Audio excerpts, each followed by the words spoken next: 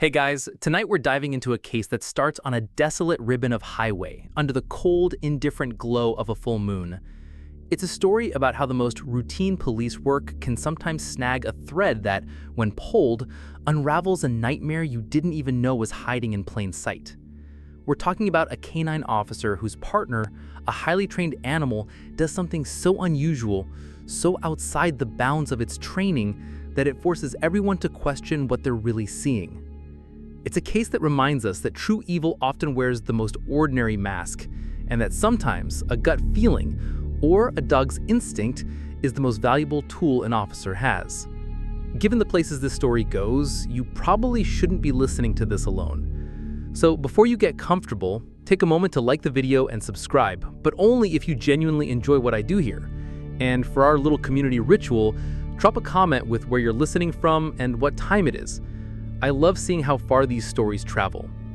Now, dim the lights, maybe turn on a fan for that soft background hum, and let's ease into tonight's journey together.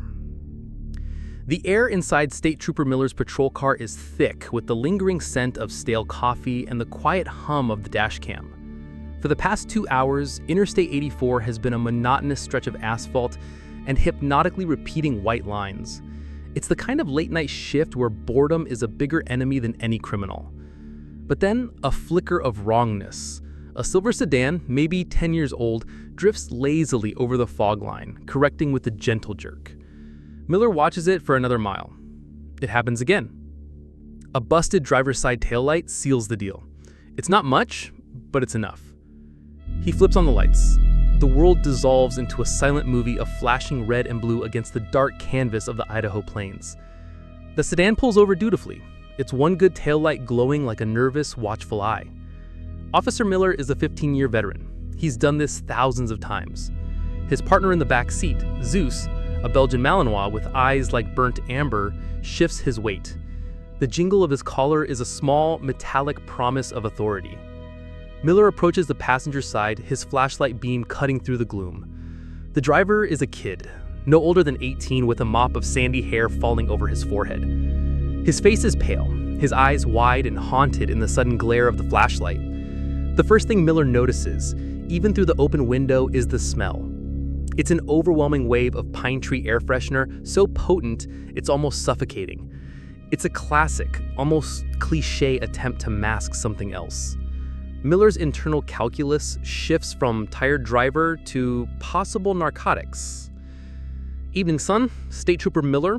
You know why I pulled you over tonight? The kid, whose license will later identify him as Leo Grayson, just shakes his head, his hands trembling on the steering wheel. He looks less like a defiant teen and more like a cornered animal. Just a busted taillight, Miller says, his voice calm, practiced. And you were weaving a bic back there.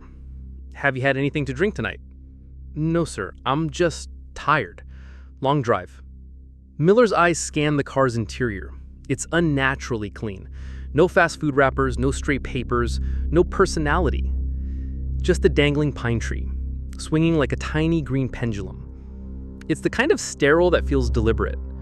Miller has a choice. He can write a ticket, give a warning, and go back to his coffee, or he can follow the faint nagging pull of his intuition. The kid's excessive fear, the air freshener, the Spartan car, it all adds up to something just shy of probable cause, but well within the bounds of reasonable suspicion. I'm going to have you step out of the car for me, son. He decides to run Zeus around the vehicle.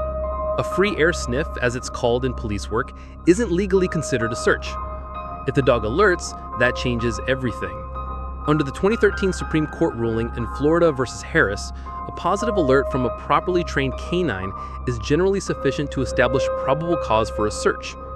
Miller expects a quick hit on the trunk or a door seam, a small bag of weed maybe, an easy bust. Leo gets out, his movements stiff and jerky. Miller watches him, then turns his attention to Zeus. He gives the command and the dog begins its work, a picture of disciplined focus. Zeus trots around the sedan, his nose twitching, sampling the air. He sniffs the rear bumper, the trunk lid, the passenger side doors. Nothing. He continues to the front of the car, his tail neutral, his body language communicating a clear, simple message. There are no drugs here. Miller feels a flicker of annoyance. He's dragged this terrified kid out of his car on a hunch, and now he's coming up empty. It's gonna be a long night of paperwork for a simple traffic warning. But just as he's about to call Zeus off, the dog does something Miller has never seen in their 6 years together. Zeus stops. He turns back to the driver's side door where Leo had just been sitting just minutes ago. He bypasses the door frame, the handle, all the usual spots.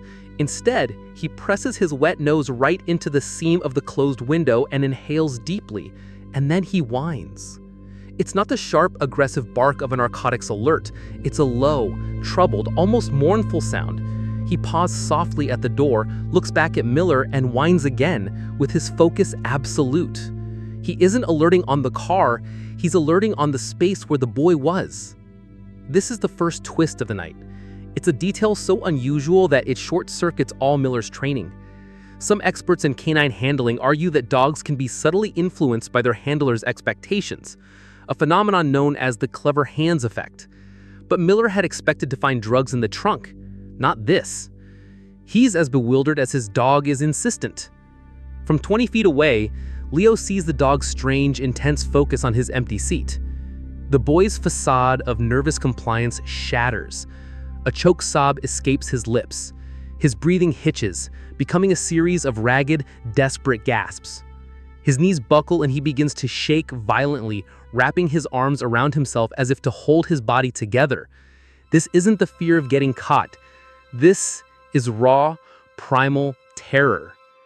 It's a reaction so extreme, so disproportionate to a traffic stop that it becomes a glaring piece of evidence in itself.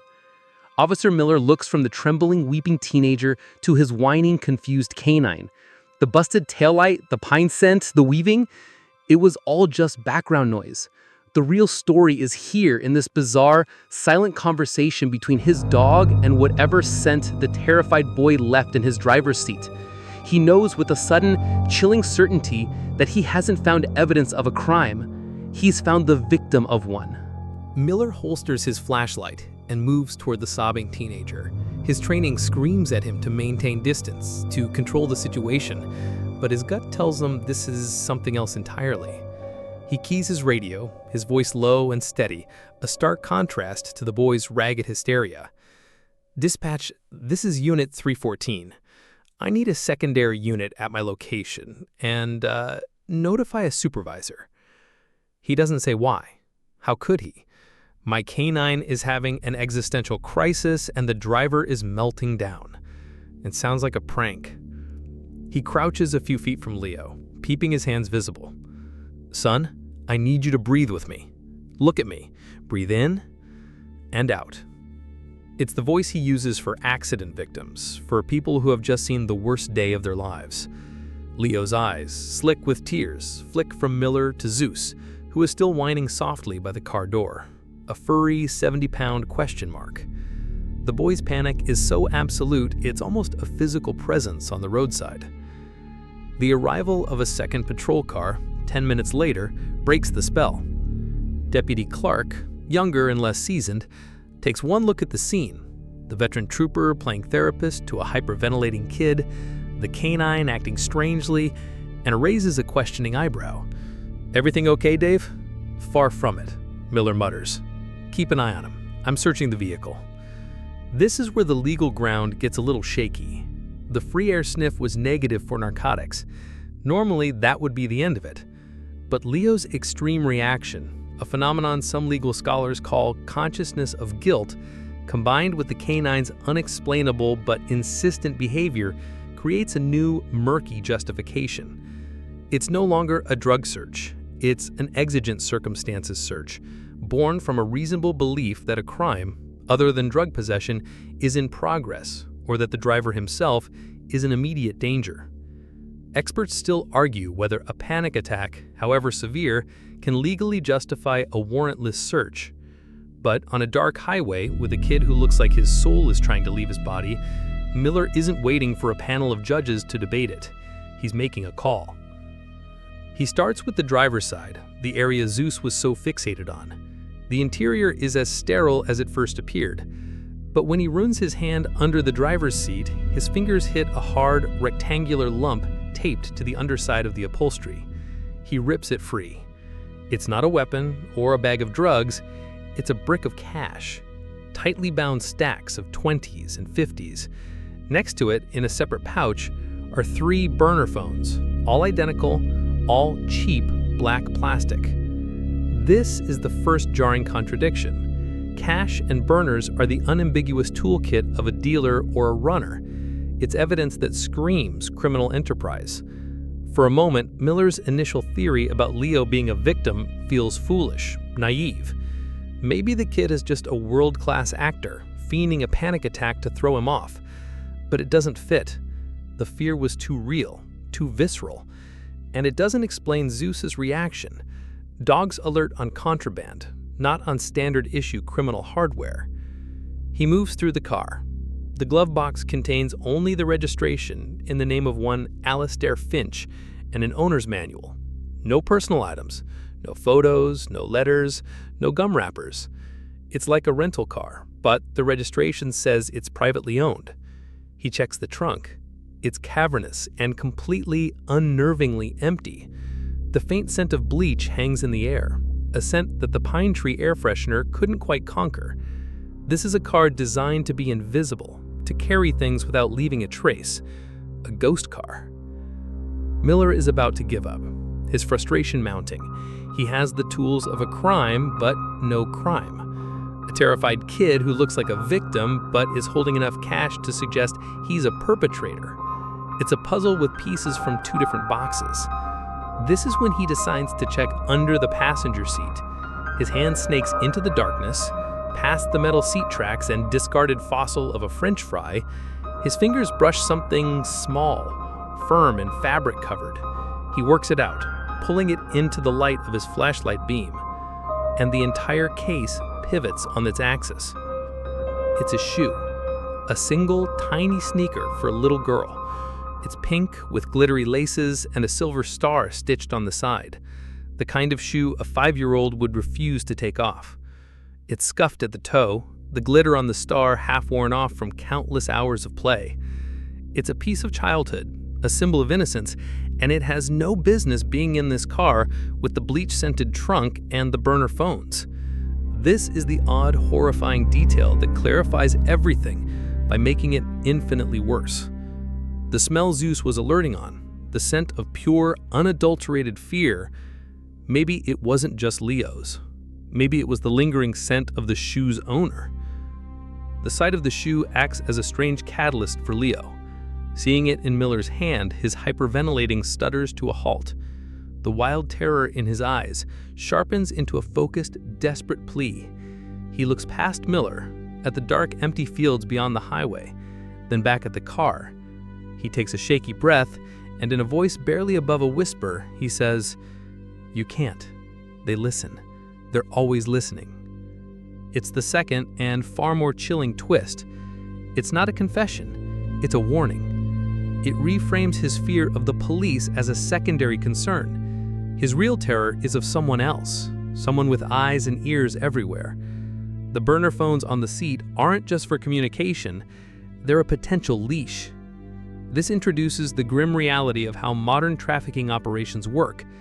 They often use technology to monitor their couriers, creating a state of perpetual surveillance and psychological control. This is a known tactic, leveraging fear to ensure compliance. The idea of constructive possession, the legal principle that you possess something even if it isn't on your person, becomes terrifyingly complex here. Leo is holding the phones and the cash, but it seems he himself is the one being held. Miller stares at the boy, then down at the little pink shoe in his palm. The weight of it feels immense, a tiny anchor pulling him down into a world of darkness he hadn't even skimmed the surface of. The flashing lights of his backup are no longer a sign of control, but a beacon in a storm that just grew 10 times larger. The case is no longer about a traffic stop. It's about a ghost car, a terrified courier, and a little girl represented only by a single discarded shoe. Back at the station, the sterile, fluorescent-lit environment is a world away from the emotional chaos of the highway. Leo Grayson is in a bare-walled interview room, a cup of water untouched on the table in front of him. He's been read his Miranda rights, a formality that feels almost absurd under the circumstances. He's not talking. Not because he's defiant, but because he's catatonic with fear, his gaze fixed on a point on the wall as if watching a horror movie only he can see. The evidence is laying out on an evidence table in another room. The brick of cash, the 3 burner phones, and the small, glittery shoe, now sealed in a plastic bag. The shoe sits in the center, a tiny pink island in a sea of grim evidence. It's a magnet for every officer who walks by, a silent testament to the case's sudden, sickening turn. Detective Harding is in charge now. He's a veteran of the department's Special Victims Unit, a man with tired eyes who has seen more than his share of human ugliness. He sips his coffee, which is somehow even more burnt-tasting than Trooper Miller's, and stares at the 3 phones. They are his only way into this nightmare. The cash is evidence, the shoe is a motive, but the phones are the roadmap. His first move is to get warrants for the phone's data. In a case involving a potential kidnapping, a judge will sign off on that in minutes. In fact, a 2018 Supreme Court case, Carpenter versus United States, affirmed that law enforcement needs a warrant to access cell phone location data. Well, these are burner phones, not tied to a contract.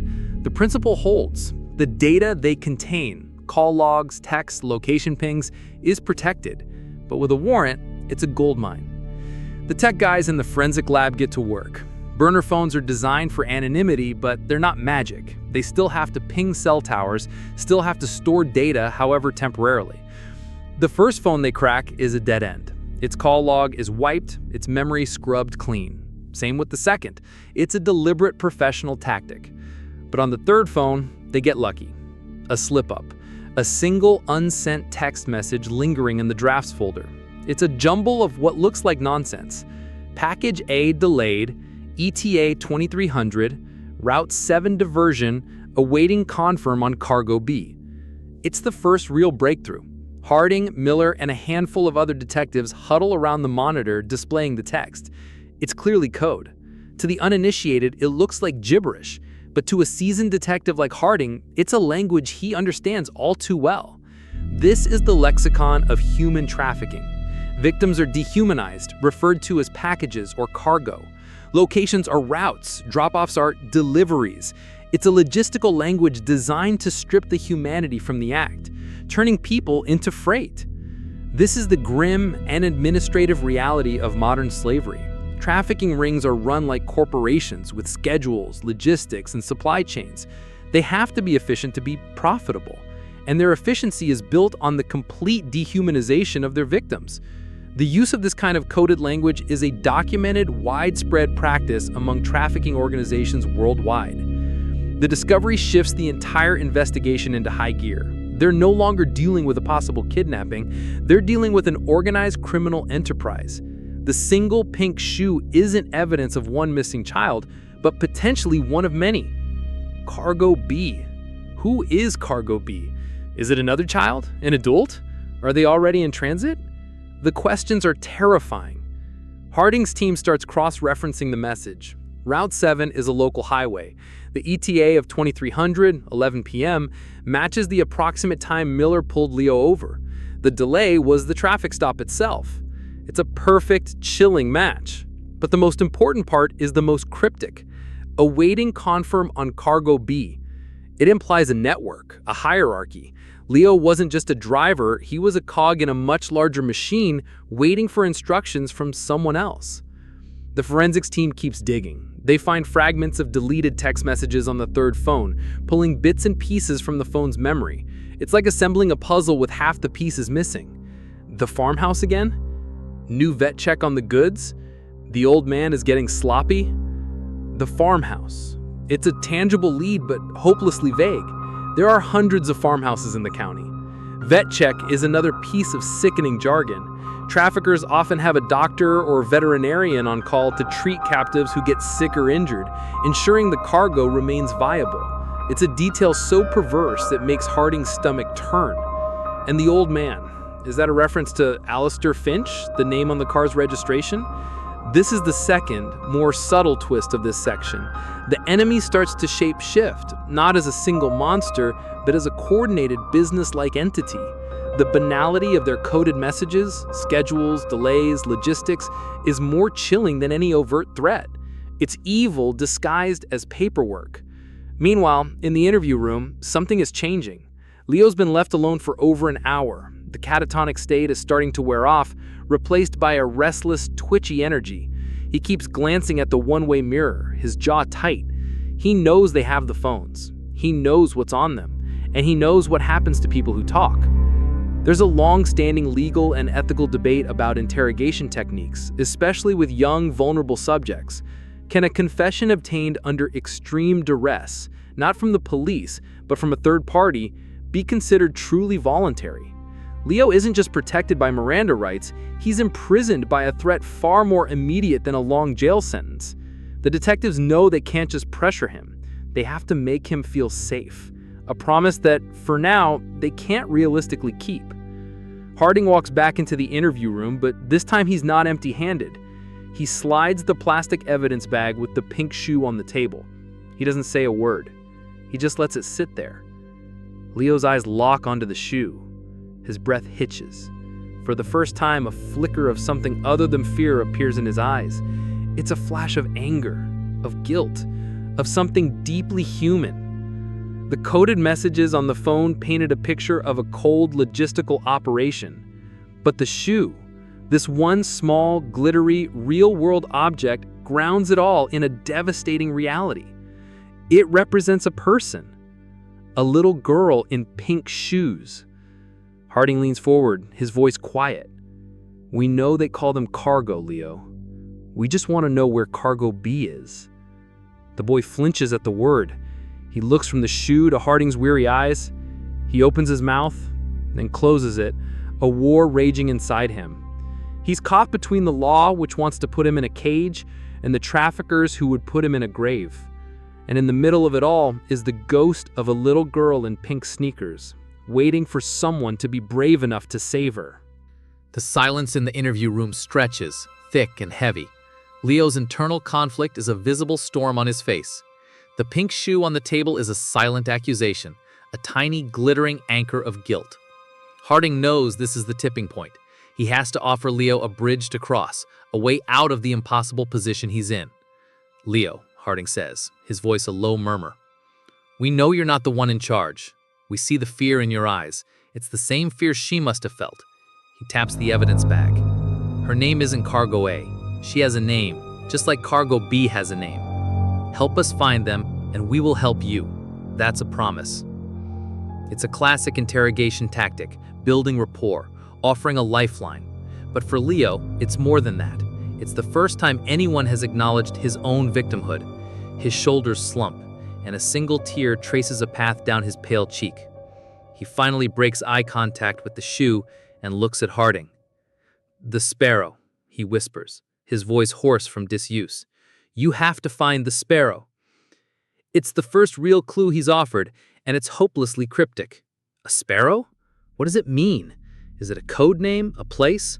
Harding's mind races. Is it a person, a location, an object? He presses gently. Leo, what does that mean? What is the sparrow? He shakes his head, his fear returning like a physical blow. I can't. They'll know. The old man, he said he has a friend inside. He said he'd know if I ever talked. This is the first major twist of the section, and it lands like a grenade in the investigation. A source inside the police department. It's a classic trafficker's move to ensure security, but it turns the entire station from a sanctuary into a potential trap. Suddenly, every officer, every dispatcher, every clerk is a potential threat. It explains Leo's profound, paralyzing fear. It's not just about retribution later, it's about immediate discovery. This revelation immediately triggers a real internal police protocol for such situations. The investigation has to become compartmentalized, a small, trusted circle of officers. Information is put on a need-to-know basis, and communication moves to secure channels. Harding can no longer trust his own department. He looks at Miller, who's been watching from the observation room, and gives a subtle, almost imperceptible shake of his head. Keep this quiet. Miller understands immediately. The circle just got very small. While Harding tries to coax more from the terrified teen, the forensics team has a breakthrough. They've been working on the fragmented data from the burner phone, specifically the phrase "the farmhouse." Using the phone's last known cell tower pings, they've narrowed the general location to a 20-square-mile radius in a rural part of the adjacent county. It's a vast area, dotted with dozens of small farms and isolated properties. It's too big to search effectively without more information. But then, one of the younger tech-savvy analysts has an idea. He takes the phrase "vet check" and starts cross-referencing it with properties in that 20-mile radius. He's not looking for veterinarians. He's looking for properties previously owned or flagged for illegal animal operations, unlicensed breeders, dogfighting rings, that sort of thing. It's a long shot, a search based on the grim associative logic of criminality. The theory is that people involved in one kind of brutal exploitation might have graduated to another. For hours, they get nothing, just a list of dead ends and resolved cases. But then a hit. A property on a secluded road, flagged 3 years ago for an anonymous animal cruelty tip that was never substantiated. The property is a rundown 100-acre farm with a single dilapidated house and several outbuildings. And the owner's name? Alistair Finch. The same name on the registration of the ghost car Leo was driving. It's the connection they've been desperately seeking. The car, the owner, the location. It all lines up. But the final piece of the puzzle is the most unusual detail. The analyst pulls up the satellite view of the property on a large monitor. The house is set back from the road, surrounded by overgrown trees. But it's not the house that catches Harding's eye. It's a small, oddly shaped outbuilding near the back of the property. From the satellite's perspective, a shadow cast by the afternoon sun gives it a distinct shape. It looks vaguely like a bird with its wings partially spread. Harding feels a jolt. He grabs his phone and pulls up an image search for sparrow silhouette. He holds it next to the satellite image. It's not a perfect match, but it's close. Unmistakably close. The sparrow, he breathes. It's not a person. It's a place. A barn or a shed on the property, shaped like a bird. It's the kind of specific visual detail a captive might notice, something they might whisper to a coerced courier like Leo. This is the second, more hopeful twist. The cryptic clue from Leo, which seemed like a dead end, has suddenly become the key that unlocks the entire map. The combination of old-school detective work and modern technological analysis has turned a whisper into a pinpoint location. The atmosphere in the room becomes electric. They have a target, but Leo's warning hangs heavy in the air. He has a friend inside. They can't just roll out a full SWAT team. A radio call, a shared detail in a dispatch report, any of it could tip off the mole and give the traffickers time to escape, or worse, to dispose of their cargo. Harding makes another critical decision. He's not going through official channels. He assembles a small hand-picked team, Miller, Clark from the traffic stop, and 2 other trusted CVU detectives. It's a massive breach of protocol, going off book like this. There's a constant debate in law enforcement circles about the legitimacy of such shadow operations. While they can be effective in rooting out corruption, they operate in a legal gray area and can lead to evidence being thrown out of court if not handled perfectly. But with lives on the line, it's a risk Harding is willing to take. Their plan is simple and incredibly dangerous. They're going in quiet, with no sirens and minimal radio chatter, using encrypted channels. They have a location and a potential time frame. The fragmented texts mentioned Cargo B. That means someone is likely still at the farmhouse. The race is on. It's no longer just an investigation, it's a rescue mission. They are driving into the heart of the storm, guided by a satellite image of a bird-shaped shadow and the desperate whisper of a terrified boy. And they're doing it knowing that one of their own might be working against them. The stakes have never been higher. The drive to the Finch property is a study in tense silence. The 4 detectives are in an unmarked van, the kind usually used for surveillance, its interior smelling of cold metal and old coffee. They are a ghost unit, operating outside the official system, their careers riding on Harding's gut feeling. Miller is behind the wheel, his knuckles white on the steering wheel. The image of Leo's terrified face is burned into his mind, a constant reminder of what's at stake. They kill their headlights a mile out, navigating the last stretch of pitted dirt road by moonlight alone. The van rolls to a stop behind a thicket of overgrown pine trees, a quarter-mile from the farmhouse. Through night vision binoculars, the property looks even more desolate than it did on the satellite image. The main house is dark, its windows like vacant eyes. Paint peels from the siding in long, curling strips. The whole place seems to be slouching, slowly surrendering to gravity and neglect. And there, in the back, is the outbuilding from the satellite photo, the Sparrow. Its strange winged roofline is silhouetted against the faintly glowing sky, looking less like a bird and more like a tune. The plan is to approach on foot, a silent four-man team against an unknown number of hostiles. This is where police training and real-world danger collide. In a sanctioned raid, they'd have a full tactical team, flashbangs, armored vehicles. Here, they have their sidearms and the element of surprise. Harding prays it's enough. As they move through the tall, wet grass, a dog starts barking from inside the main house, a deep, guttural sound. It's a complication, but an expected one. They freeze, melting into the shadows, waiting. The barking continues for a minute, then stops abruptly, cut off mid-bark. The silence that follows is somehow more menacing than the noise. Harding makes a split-second decision. The dog being silenced means someone is home and alert. The original plan to secure the entire property is too risky. The priority is Cargo B. The priority is the Sparrow.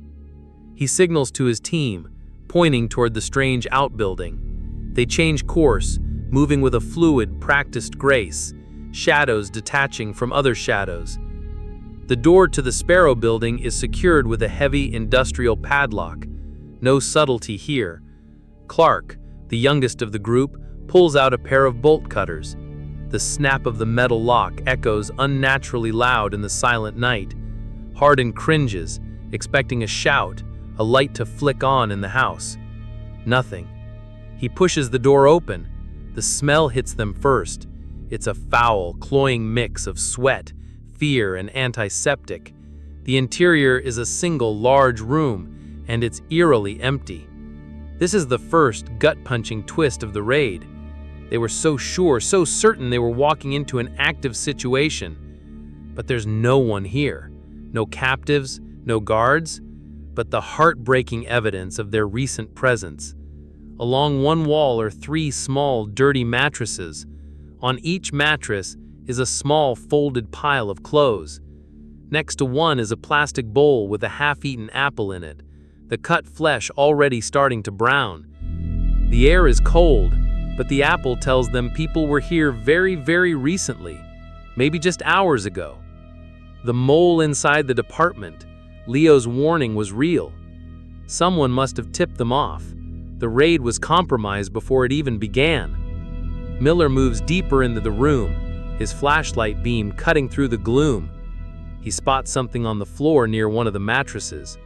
It's a children's drawing, done in crayon on a scrap of brown paper bag. It depicts a stick-figure family holding hands under a smiling sun. It's the kind of drawing that should be on a refrigerator, a proud declaration of love and belonging. Here, in this squalid, terrifying room, it's an artifact of profound loss. This is the unusual, poignant detail that humanizes the scene beyond the operational failure. It's not just about empty mattresses. It's about the specific creative spirit of a child being held in this terrible place. This drawing is a testament to the resilience of the human spirit, even in the darkest of circumstances. Harding feels a surge of cold fury. They were too late. The traffickers had moved their victims, spooked by the traffic stop and the subsequent investigation. The entire operation is mobile, a ghost convoy moving children through the night. The farmhouse wasn't a permanent holding cell. It was just a temporary stop, a logistical hub. This is a common tactic for sophisticated trafficking rings, making them incredibly difficult to pin down. They avoid fixed locations, constantly shifting their human cargo between safe houses, motels, and even vehicles to stay one step ahead of law enforcement. And then, Clark calls out from the corner of the room. "Boss, you need to see this." He's pointing his light at the wall. Scratched into the wooden planks, lowered to the ground as if by a child's hand, are a series of marks. They look like tally marks, dozens of them, grouped in fives, but next to them are names: Anna, Maria, Sarah. And next to the name Sarah, a single freshly scratched word: truck. It's the second twist. The empty room isn't a complete failure. It's a message, a desperate clue left behind by a captive. Sarah, likely the owner of the pink shoe, knew she was being moved, and she left a sign. It's a testament to her courage, a small act of defiance in the face of absolute terror. This discovery raises a contentious debate that often surfaces in trafficking cases: the reliability of testimony from deeply traumatized victims, especially children. While their outcomes are vital, defense attorneys often argue that trauma can affect memory and perception, making such clues legally vulnerable in court. But for Harding and his team, standing in that cold, empty room, that single word scratched into the wall is the most reliable piece of intelligence in the world. They have to reevaluate everything. They have evidence of at least 3 victims, a mobile operation, and a corrupt officer feeding them information. Their quiet, off-the-books raid has failed as a rescue, but it has succeeded in confirming their worst fears. As they retreat back into the darkness, the empty Sparrow building behind them, the mission has changed once again. It's no longer just about finding Cargo B.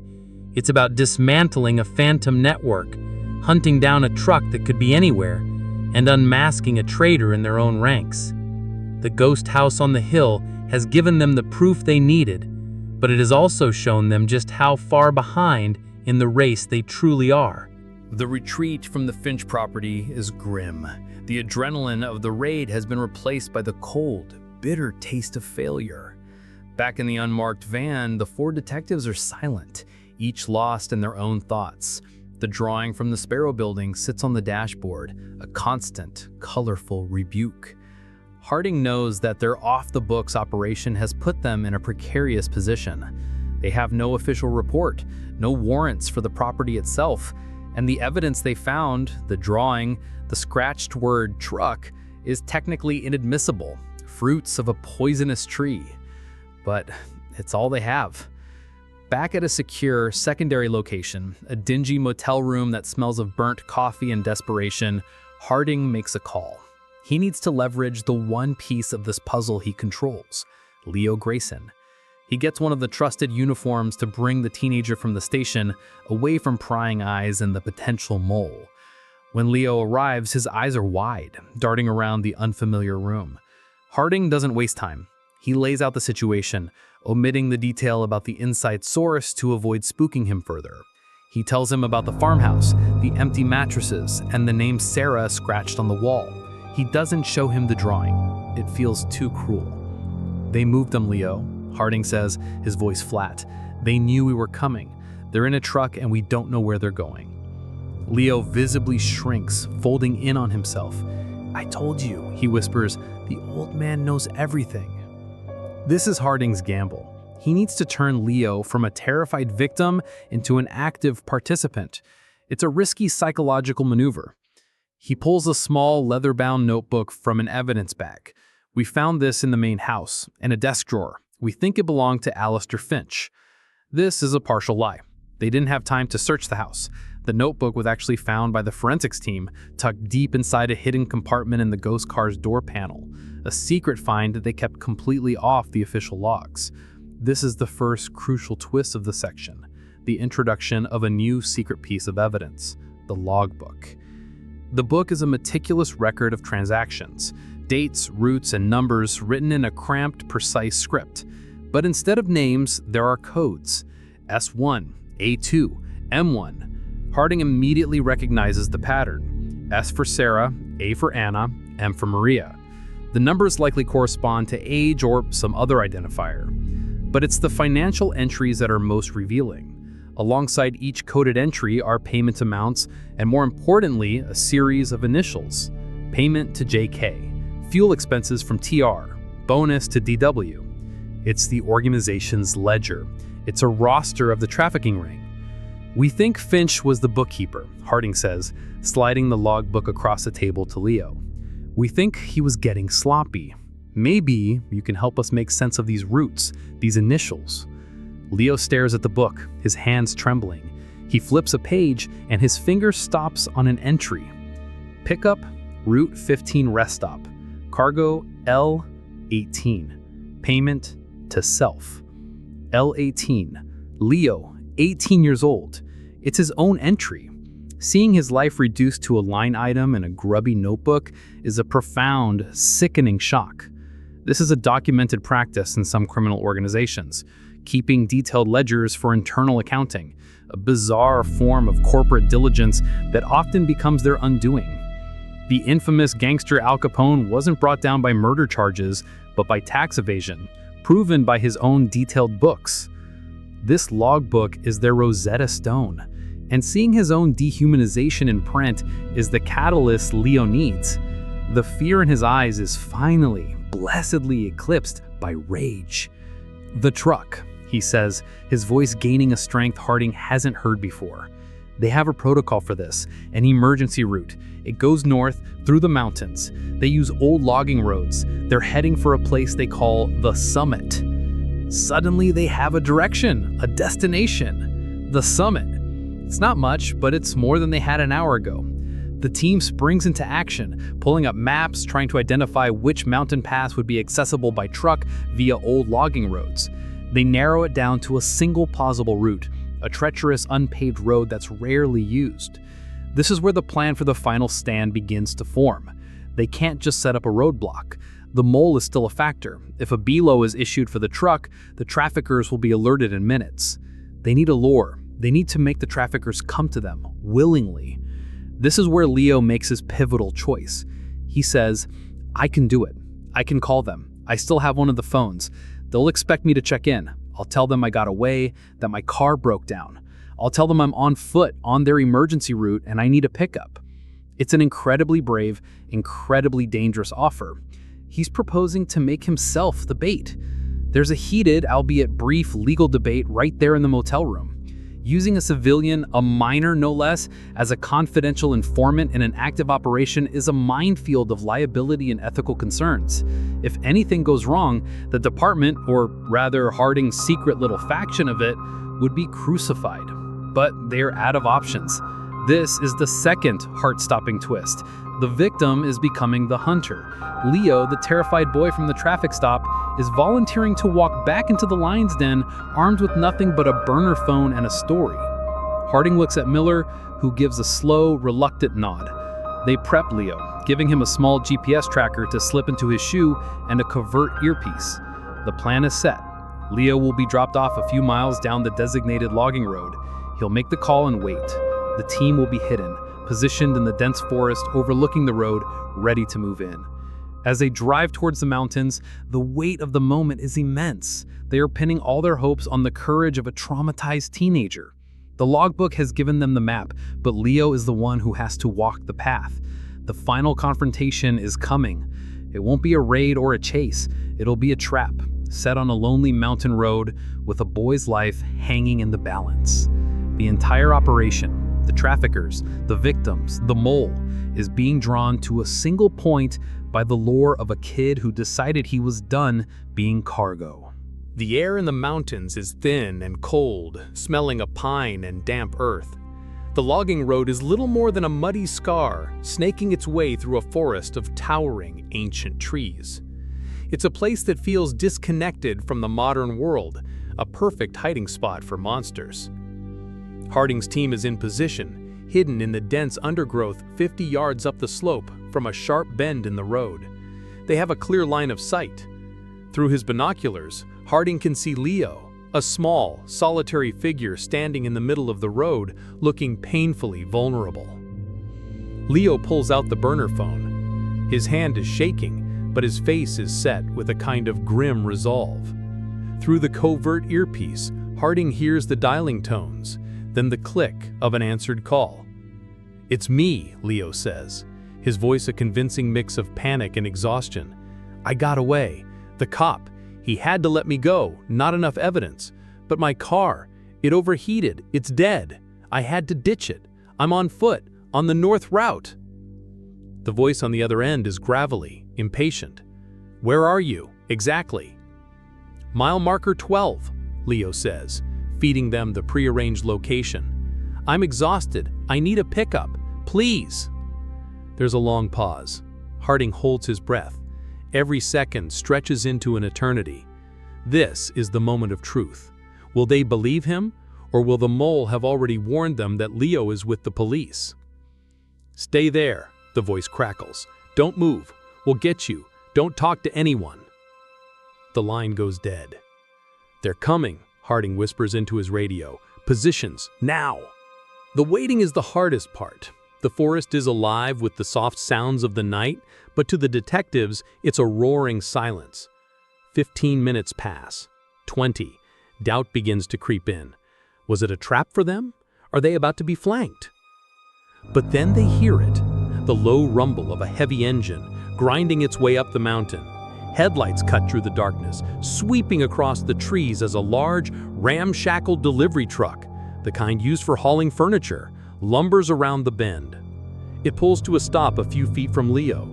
The word truck, scratched on the wall of the Sparrow building, flashes in Harding's mind. This is it. The passenger door swings open. A burly man with a thick beard gets out. He's the voice from the phone. "Get in, kid. You caused us a lot of trouble." As Leo walks toward the truck, he stumbles intentionally, buying a precious few seconds. His gaze flicks up toward the hillside, a silent signal. That's when Harding gives the order. "Go!" The team breaks cover, moving with swift, deadly purpose. "Police, show me your hands!" Harding's voice booms through the quiet forest. The driver, a thin, sallow-faced man, is Alistair Finch, the old man, the bookkeeper. His eyes go wide with shock, but the Berlin man, however, reacts instantly. He shoves Leo aside and lunges back toward the open cab of the truck, his hand reaching for something inside. This is the first violent twist of the confrontation. It's not a peaceful surrender. Miller, positioned closest, doesn't hesitate. He tackles the man, both of them crashing to the muddy ground in a tangle of limbs. Finch, seeing the operation is blown, makes a run for it, scrambling into the dark woods. Clark, the youngest and fastest, is on him in a heartbeat, bringing him down. While his team secures the two men, Harding yanks open the back of the truck. The stench of unwashed bodies, fear, and despair rolls out like a physical wave. Inside, huddled in the darkness, are three young girls. One of them, a small child with tangled blonde hair, is wearing a single pink glittery sneaker. Sarah.